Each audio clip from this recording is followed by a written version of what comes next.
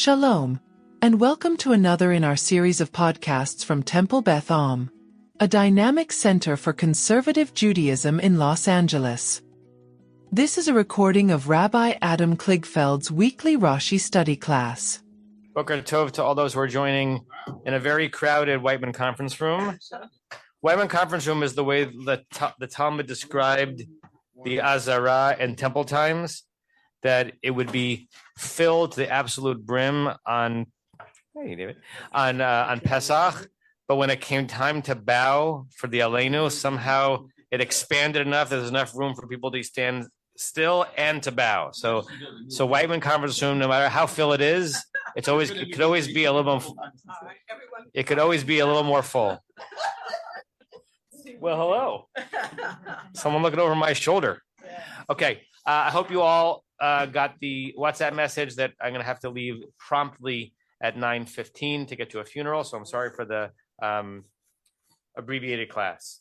Okay, we read verse 7 in chapter 12. We didn't do the Rashi. I'll read the verse to get us going, and then we'll do the Rashi. Wasn't there someone who was on? Like someone who had only gotten, Carol had only gotten like a tiny bit. So if Carol wants to pick up, she certainly can. The verse is chapter 12, verse 7. V'lakchu min hadam. This is after the commandment to slaughter the seh. They should take from the blood v'natnu and place it and give it al shtei hamezuzot, on the two mezuzot. We'll untranslate it for a second. Let's not assume our knowledge of it based on what it turned into in Jewish ritual. V'al hamashkof, and on another part of the door, we'll look at that etymologically. Al habatim, upon the houses, asher yochlu oto behem, in which they would be eating them. Okay, we spent a little bit of time on the structure of the sentence. We pointed out that lakhu and natnu could be read as redundant. They take it and they put it. Obviously, they took it because how could they have put it if they hadn't taken it? Rashi's going to play with that. And we also talked about the seeming redundancy of asher yochlu oto bahem, that the houses in which they will be eating them, as if to ask, well, what other houses would they be commanded to do, right? I'm kind of setting up the questions that Rashi would ask on that verse. So let's go into the Rashi. Carol, I saw you enter. Do you want to pick up where you were, or do you want off this today? I think in the interest of time, someone who's a little bit more efficient at reading the Rashi would be a better idea today. More than you, Carol? Come on, give it a shot. Now that you've critiqued yourself, I'm going to elevate you. Okay. But feel free to change your mind halfway here. Okay. Okay. So we're at V'lakchu min hadam, zo kabbalat hadam. Okay. So that's his. He's actually said something already, even though it's only three words. He's asked a silent question and he's answered the question. The silent question that he's asked, according to most, based on what I said before, is asking us, why do we need to be told that they took the dam if we're about to be told that they placed the dam? And his answer is, when he says zo kabbalat dam, he means something more than the words, this is receiving the blood. What he's saying is, there's a thing in ritual Jewish life. There is an aspect of the mitzvah called kabbalat hadam, actually taking the blood from the animal, meaning if you live in a temple world, in a sacrifice world, it's not just the daubing of the blood, but it's actually the taking of the blood that is part and parcel of the obligation. It's not just a logistical step, it's part of the mitzvah, right? That's all built in, believe it or not, into zo kabbalat hadam. I would put quotation marks around kabbalat hadam. If you live, again, in a temple mindset, the phrase kabbalat hadam, receiving the dam, means something. Like, oh, that's where we get the idea that the receiving of the blood from the slaughtered animal is itself part of the mitzvah. It's from here, or it refers to that. And then he goes on, yachol bayad. Question mark. In their hand, I guess, asking where was the dam going to go. Right. Yachol is also technical language for, could it be that it would be permissible to, it's all built in, right? Could it be that when you're performing the mitzvah of kabbalat hadam, you're allowed to do it in your hand? Go ahead. Asher basaf. Do you have the words Talmud Lomar? Talmud Lomar. Okay. Asher basaf. Talmud Lomar, it looks like it says the Talmud teaches us, but the Midrash uses the word Talmud not to refer to the Talmud, but to the learning that comes from the text itself. So the text teaches us, and for this, jump ahead, everyone, to verse 22 in the chapter. 22. David and Bill, do you want at least a Chumash in front of you? It's not going to have Rashi, but if you have a cell phone, we can pull up on Safaria. Okay, so later on in the chapter, we'll get to this eventually. There's sort of a more detailed version of what is being told in our verse. Ulakachtem agudat ezov, you should take this collection of hyssop, utvaltem, and you should dunk it, badam, in the blood, asher basaf, that is in a basin, right? And so Rashi is saying that verse later in 22 answers the question, is it possible that I can slaughter the blood and just collect it in my hands? Yuck. But that's what's going on. And just take whatever I'm going to use to daub it from my hands. And the answer is no. Later on, you shall dunk it in the blood, which is in the saf, in the basin. Same thing here. So he said a lot which doesn't really impact our Jewish life at all, but he said a lot in a very short number of words. He said, Kabbalat Hadam is a thing. It's part of the mitzvah. And the blood has to be collected in the basin, not just in your hands. Barry, and then Rebecca. You need a microphone, Barry. And Tova. Goes back to my ending question last week. What's the paintbrush that you're using? Is your hand the paintbrush, or in 22, is it the hyssop that's the paintbrush? Right. In our verse, there's no paintbrush, right? There's no reference to it, right? We're obviously there has to be something. Rashi's saying that your hands are not involved. I mean, your hands are involved because it's your hands, but your hands are not the instrument by which you daub. When we get later into the chapter, we'll have a little more detail as to, not as much detail as we might like, but a little more detail as to actually how it was done that night. Yeah. What's that? How much detail do you want? Well, I mean, how about all of our questions will not be answered. Rebecca and then Tova. You can use the southern mic if you like. I have a question about the Hebrew, about the word saf. Is that a known word for basin? Because I thought it was threshold or something like that. Not that threshold works here, but yes. Does that show up somewhere else? I'm just used to translating it as saf when I read this verse. Let me see what it means says. Door sill, saf hadelet. Right. Yeah. Right. So the question is, what did it mean there? It's samech pei, right? Yeah. Yep. Hold on, everyone. I'm gonna.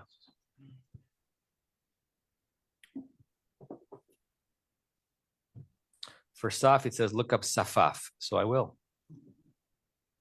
Okay, so the question shall be answered. Okay, so Rebecca, look, this is BDB, safaf. First, as a noun, a basin or a goblet. The second entry, a threshold or a sill. Yeah. Okay. So, it means two different things. And apparently this is one of those, it's the same Hebrew word. It comes from different sources. So saf, meaning threshold or sill, is related to the Arabic sipu. You all knew that. And the saf, meaning basin or goblet, to tell us the origin language. Some of the references in BDB are not easy for me to understand. Yeah. And the word saf goes into sipot in the plural, and we have sipot in the instructions regarding the Mishkan. Yeah. Related to safsal. That's interesting. Don't know. I don't know how the word safsal is created. I know what it means. I don't know how it's created. Tova, and then Leonard. Oh, Leonard, were you on that? Well, I was just going to say that, it shows here saf is two unrelated, identical terms over here. Uh-huh. The sipu was Akkadian, actually. Uh-huh. That's the first one, meaning threshold. Uh-huh. The other one, meaning basin, is also from Akkadian, but that's sapu instead of sipu. When those Akkadians speak, sometimes they speak so quickly I can't tell if they're saying sipu or sapu. So, gotta keep those Akkadians straight. Yeah. I wish the Akkadians would slow down. Okay. It's really similar to the word soft and And the sill part, yes. Yeah. Yafeh. Tova, and then I see Diane, Larry, and I see Rick's hand. I see Rick's real hand. I see his digital hand, and then I see Norm, and then I'll go to my funeral.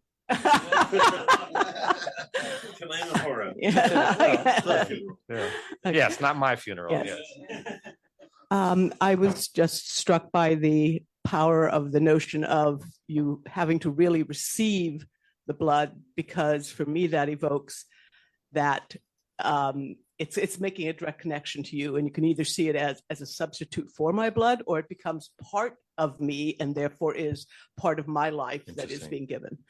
Yeah, and that's almost unintentionally Christological too, Yes. right? I mean, I wasn't thinking of that. yeah, I mean, there are a lot of the rituals that became part and parcel of the lore of Jesus, who obviously have their source in us. Right. I'm reading a fascinating book right now called Zealot by Riza Aslan, The Life and Times of Jesus of Nazareth.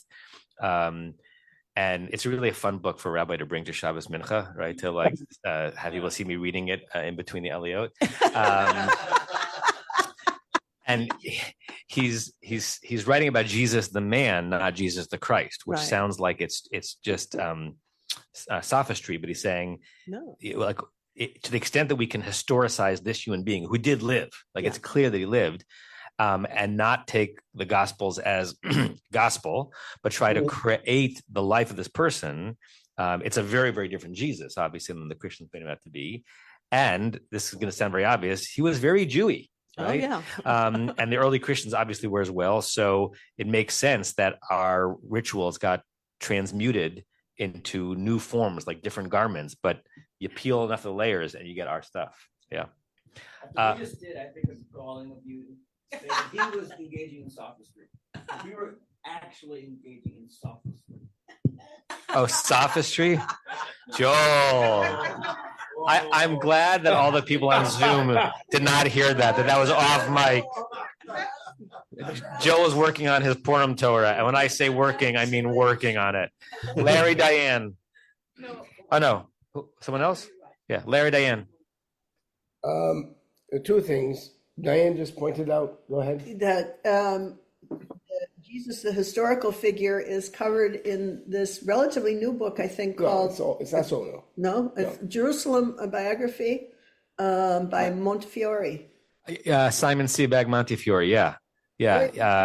He's phenomenal. He was just on a podcast, I think, with Barry Weiss. And it's incredible to hear anyone say anything with a British accent. Like they could be talking about tying their shoes and it sounds authoritative.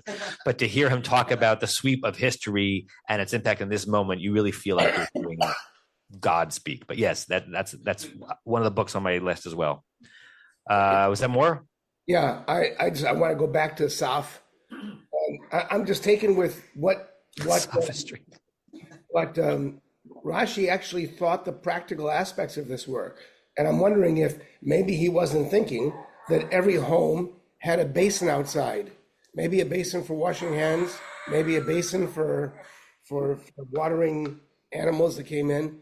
And that was the saf. And of course, if you're going to do this ritual, then you're going to put the blood in the saf.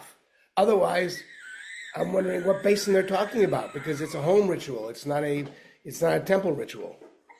Yeah, I think basin lowercase b, like think of it just like a vessel, like anything that can hold something. So I would like to think that even in the ancient flesh pots of Egypt, they all had something that would hold some volume. I'm not sure it would eventually mean the basin in the Mishkan and in the altar room, but I think Rashi here is just referring to as anything in your house that could be basin-like, I believe. Rick, and then Norm. Was that Norm? Hi. So I saw when you put up the BDB, I saw Shomer Hasaf there. So that triggered for me again the idea. I think I've said this before, but I'll say it again, that the doorways in the temples in Egypt were a very a fraught place. It was a dangerous place between life and death and all that kind of thing. And I'd like to see that Shomer Asaf again, please. But it's a verse from Jeremiah. You want me to put it up on the screen? I didn't catch. You've probably laned it because wanted... it's in a Haftorah, Shomer Asaf. Here, so Shomer Asaf, temple official. Okay, right. 35:4. Thank you. Right, and it's an interesting phrase, like it's its own idiom. Shomer Hasaf, the one who guards the threshold, but it's a person who controls how many people go in and out at any given moment because it could have been very crowded, as we made a reference to before. Yeah. Right. So when I was in New York, the one time I went to this Temple of Dendur and I got this little model, and I love that above the lintel, every doorway going in towards the back wall, which was kind of like a false arc, they had this sun god with the circle with the little wings on the side. And I'm convinced that it was a demonstration on our houses that you better leave us alone or we're going to kill your God. Look what we did. There's blood all over the doorpost. So knowing that there was a Shomer Hasaf, I was going to ask Tova if they had officials standing at the doorpost, and I know they had written instructions for the priests and the lintels and the doorpost. It's more than just putting the blood on it. There's something to it. Yeah. So. Thank you, Rick. Norm, and then I see Renee. In the verse we're discussing, we're reading HaKadosh Baruch Hu's directions to Moshe. But 10 lines later, where Rashi takes us, Moshe is expanding on that. We can't possibly know whether the first speech is complete and Moshe is simply saying what God told him to say, or if Moshe is simply adding details to make it easier for everybody to comply, which is a very rabbinic thing to do in the sense of the rabbis of the Tanaim and so forth, that he is expanding on this, giving greater detail, enabling the people to fulfill their obligation easily. Yeah, Micha Goodman makes the argument that the author of the first Midrash was Moshe. It's called Deuteronomy, right? Yeah. It's called Varim, and even right here, right? That the way the Torah presents Moshe plainly is at times interpreting, expanding, maybe even altering the word of God, right? Serving as a model for the midrashic experiment later on. Renee. I was just wondering if it's connected at all to the word safa. Safa, like lip, edge? Like language or lip. Could be. No, sorry. Safa is with a sin, not a samach. Oh. Yeah. Sometimes they're interchangeable. I would guess in this case, they're probably just different words. Yeah. Okay. Let's go back to the Rashi. So back to Carol. Hamezuzot. Haim hazekufot. Achat mikan la petach ve'achat mikan. These are and I do not know what a zekufa is. Zokef kifufim, God who stands up straight, the ones who are bent, right? So vertical. The vertical. Right?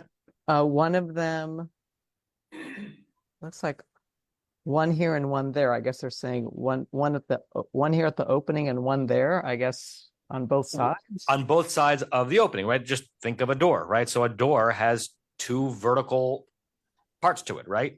So it's plural. He's saying whatever is mezuzot are, there are two of them, and there seem to be two of them at every entrance. Those must be the vertical things on either side of the door. Interesting, he doesn't go into the etymology of mezuzah, doesn't explain the word, and it might be because he has no idea. And the reason why he may have do is that there's no context in biblical literature for us to understand what mezuzah means other than from here. There's no other place for him to throw us to. But I will show you a little bit of etymological research on mezuzah, because it seems to be that there are two possible core meanings of mezuzah, and they happen to mean almost the opposite. Okay, which means once again we deliciously have no idea what the word means. So I'll show them to you.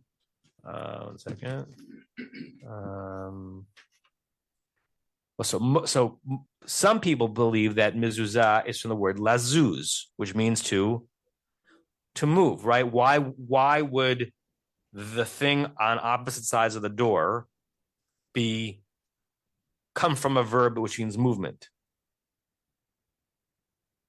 You move through the door, right? Because it's a threshold, right? It's the thing that marks, that is witness to your moving in and out. So it makes a lot of sense. But some people think, that it's from this.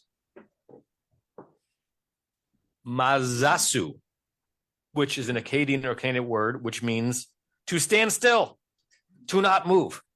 Because that also makes sense. Because a door is a stable thing that, that is always there, that allows the house to actually be lived in. So we really don't know if mezuzah means mezuzah because of the movement in and out or because of the stability that it represents. And you can imagine there's some really beautiful midrashim and divrei Torah you could give as to what you're supposed to be experiencing when you kiss the mezuzah. Is it all about the dynamic moving in and out of your home, or is it inviting you to recognize the stability, the sturdiness, the almost eternality of that spot? What's the bracha you say when you put up a mezuzah?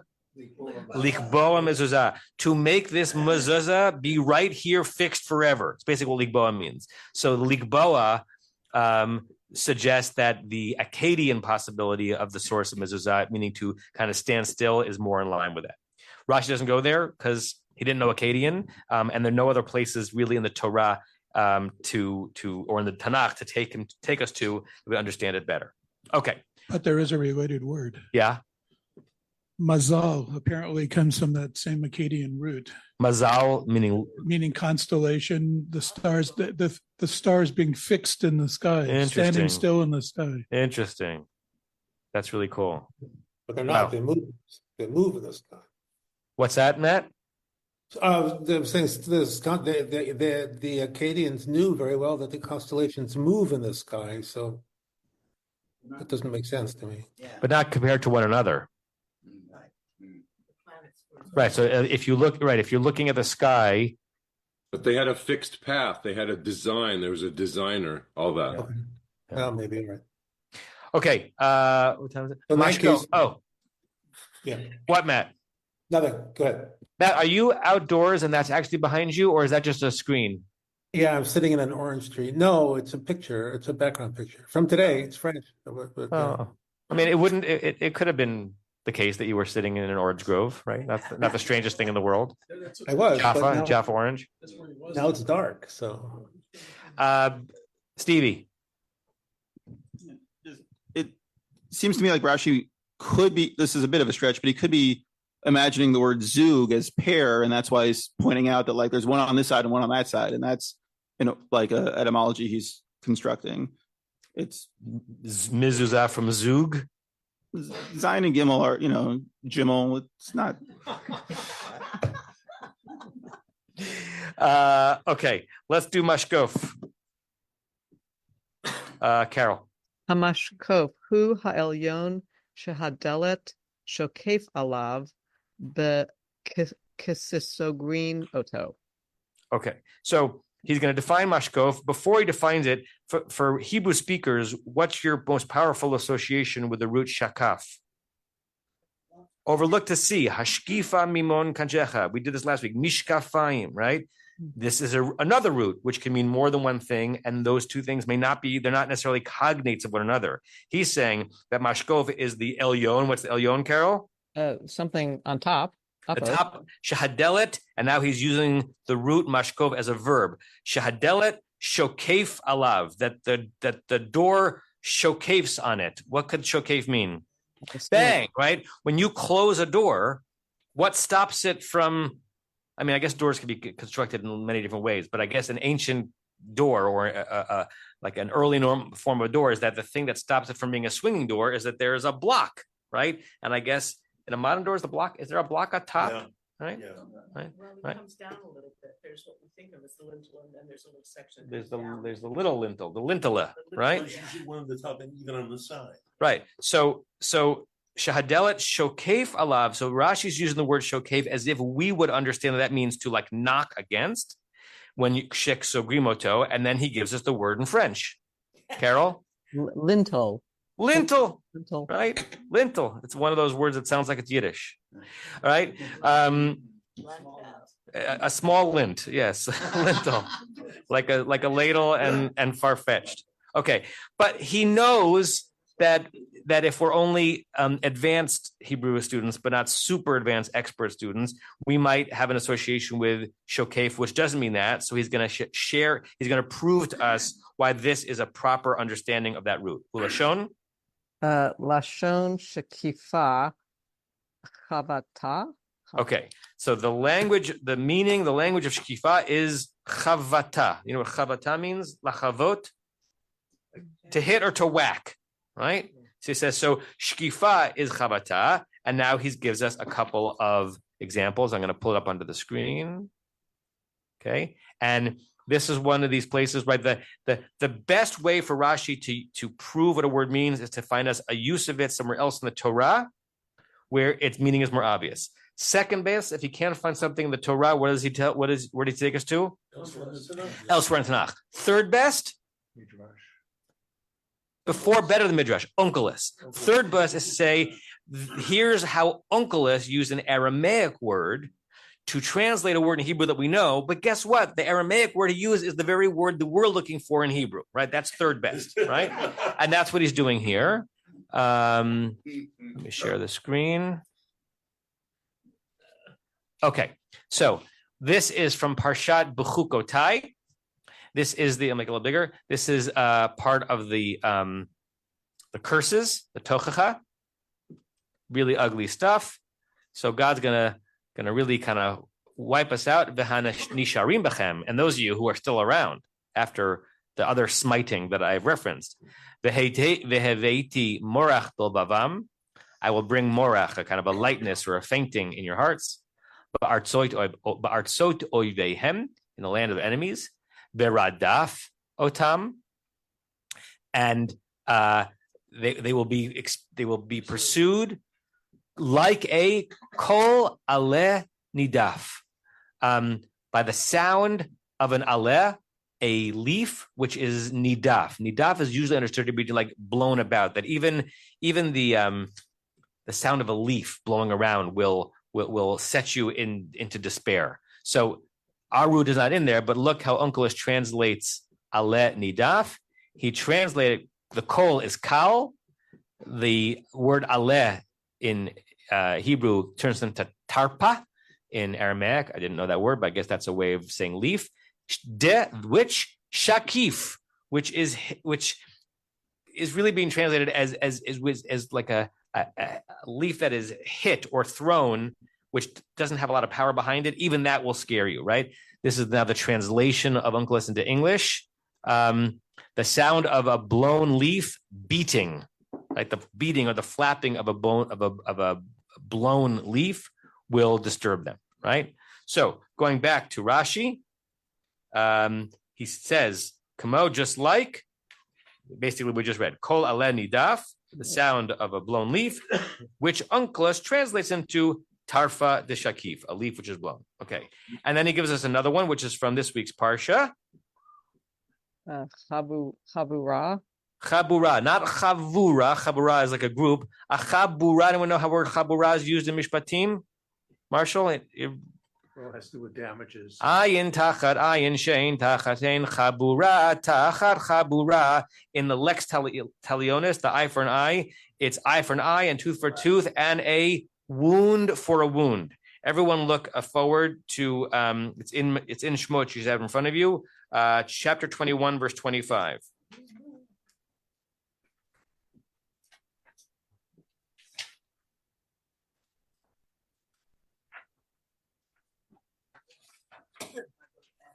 It's at the end of, you only have half a Shemot. it's at the end of the of one of the verses that Lev is most excited to read this week because petza tachat patza is very funny to say, and it makes him think of pizza. So if you hear him chuckle a little bit when he gets to patza, it's because he never practices without smiling. So kiviyah, so verse 25. I'll go back to verse 23. You get the flow. The imason yev, there's some kind of a disaster, an injury. V'natatayu, she'll give nefesh tachat nefesh, life for life. Ayin tachat ayin, eye for an eye. Shein tachat shein, tooth for tooth. Yad tachat yad, a hand for hand. Regel tachat ragel, and a leg for leg. Kiviyah tachat kiviyah, a burn for a burn. Petza tachat patza, a wound for a wound. Chabura tachat chabura, and some kind of another hitting wound for a hitting wound. Whatever happened to you, you get to do back to the assailant. Okay, so look how Uncleish, you can actually just look it on the page if you have it. Look how Uncleish translates chabura tachat chabura. Mashkofe chalaf mashkofe. It's not viewing here. It's not overlooking. It's translating some kind of a hitting wound as a mashkofe in exchange for chalaf a mashkofe. So Rashi has found two places in Tanakh where Uncleish translates something which is obviously in Hebrew a hitting or a blowing or a smacking into an Aramaic form of the root shakaf, which tells us that the root shakaf can also mean a hitting, which is what is happening when you put the door against the lintel or the mini lintel, the lower lintel. Okay? Carol, you were cheated because most of that was just me bringing everybody to the place that Rashi brought us to. There weren't many words for you to work on, so I feel bad about that. I know you may not, but I do. Okay. Anything before we look at the next one? Okay. You get a little bit more, Carol. Okay. On the phrase al habatim asher yochlu oto bahem, that on the houses in which they will be eating. Okay. Velo al mashkof hamezuzot shebabayit hataven. Teven, straw. Hateven uvet habakar she'ein darin betocho. So Rashi is learning something kind of, what's the word, anachronistically halachic about this, right? That why are we told that the blood goes on the doorposts and the lintels of the houses, which houses in which they will be eaten, to make it clear that this obligation does not fall on what? Straw houses. Right? Or places that hold the cattle. Right, the cattle folds, right? So there might be other structures, going back to, who asked this question? Was it Larry or Rick? There might be other structures that the Israelites had access to or were part of their neighborhoods, right? Where the buildings that look like houses where the straw was kept, or the buildings that look like houses where the cattle was kept, those do not need blood on their lintels or on their mezuzot. And we haven't even yet gotten to the magic of the night. But once we get to the magic of the night, we'll understand why. Because the angel of death doesn't have to pass over them because you can't kill the firstborn of the straw. There's another. Wait, I think that logic chain goes one step further in that if you were one of those small families that was gathering with other small families in one place to eat your lamb, then it says the house where you will eat it. So your house where you normally live might be empty because you'd gone to the neighbors to join them for the sacrifice. So apparently you don't have to smear your little house where you normally live if you're eating it somewhere else. That's interesting. Yeah, I wonder if it could be read that way or exactly the opposite, right? That is God saying on that night, the houses in which the eating will take place, that requires the blood, and stay there, because if you stay there, you'll be protected by it.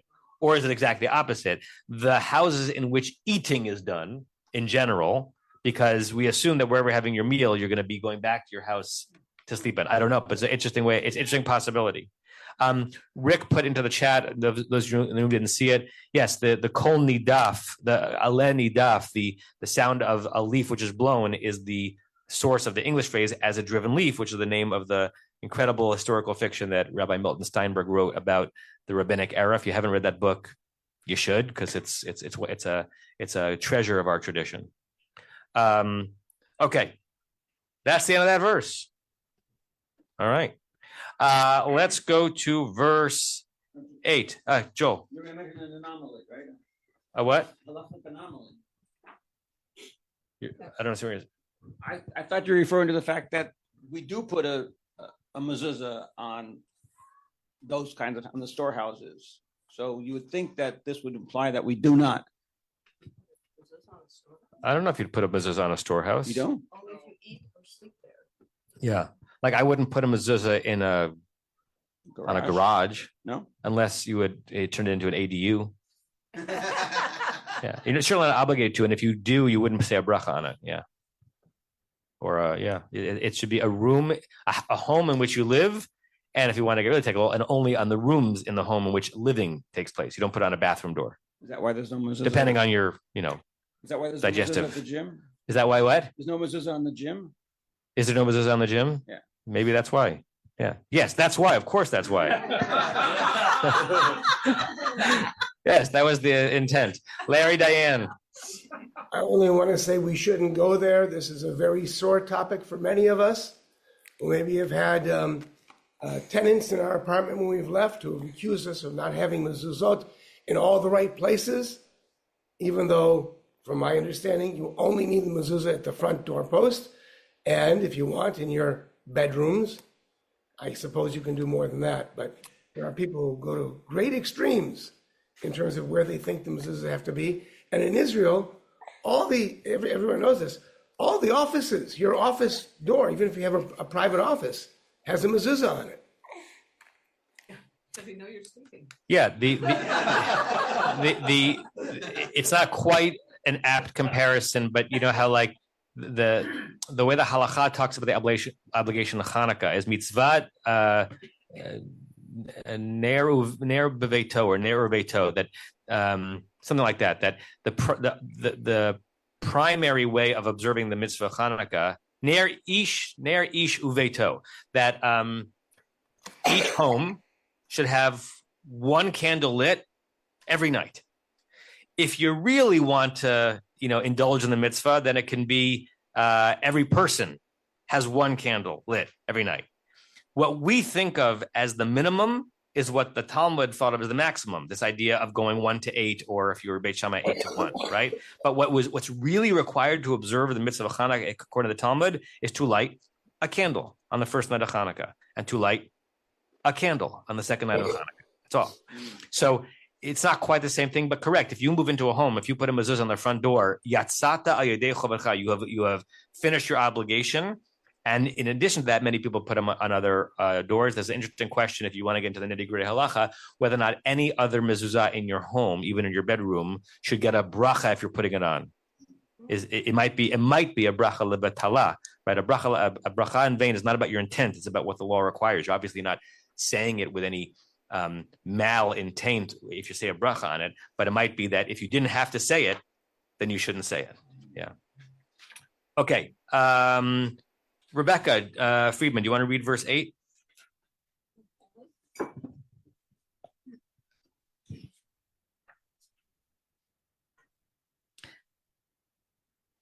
Va'achlu et habasar balayla hazeh, tzli esh umatzot al merorim yochluhu.